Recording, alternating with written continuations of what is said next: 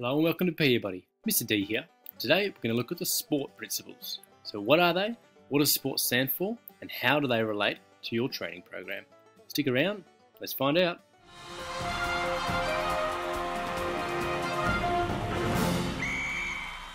Okay, so S.P.O.R.T principles are really useful for our training programs when we want to improve our performance. So let's look at each of these training principles to find out how they work. S stands for specificity. Your training needs to accurately reflect the sport, event or activity that you are doing. For example, if you are training to run a marathon, there is no point going to the gym and working on your biceps. You see, your training needs to be really specific and relevant to the activity that you are performing. P stands for progression, because your body adapts to training, so you need to constantly progress it to avoid plateau.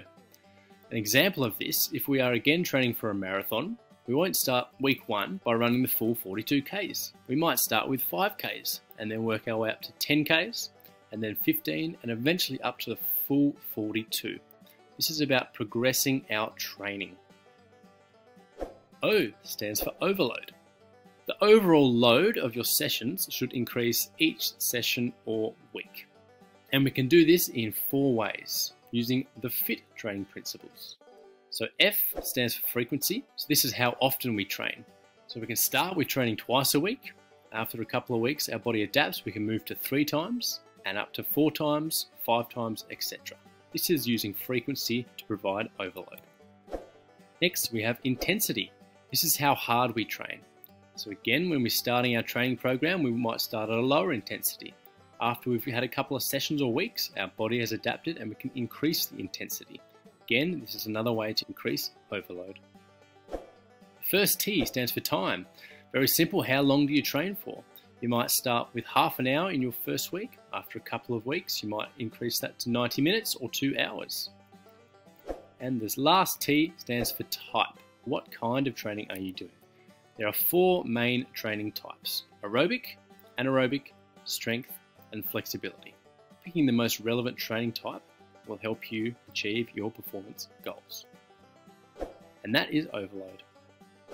Next, we have reversibility. This means that detraining occurs when there is a lengthy gap or when training does not incorporate overload.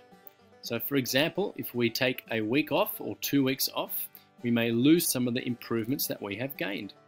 In the same way, if we do not incorporate overload, for example, we run 5 Ks this week, 5 Ks the next week, 5 Ks the week after, our body will adapt and plateau, and eventually our performance will decrease. Another R that can fit in here is recovery. This is the time it takes to return the body and the mind to pre-training state. This is very important to help us perform in the long run. And that is reversibility. Last but not least, we have Tedium. Now this is a fancy word for variety. Keep your body guessing to force improvement. Again, the example of running 5 Ks every week, your body will adapt and eventually plateau. So you might run 5 Ks, you might run 6 Ks, you might mix it up with a 10-kilometer run. You might also adjust things like time and intensity to keep your body guessing, forcing it to improve. And there you have it, those are the S.P.O.R.T principles. See if you can apply these to your next training program. Thanks very much for watching, everybody. If you enjoyed this, give it a like. If you want to learn more, comment, and subscribe if you want to see more videos. See you next time. Bye.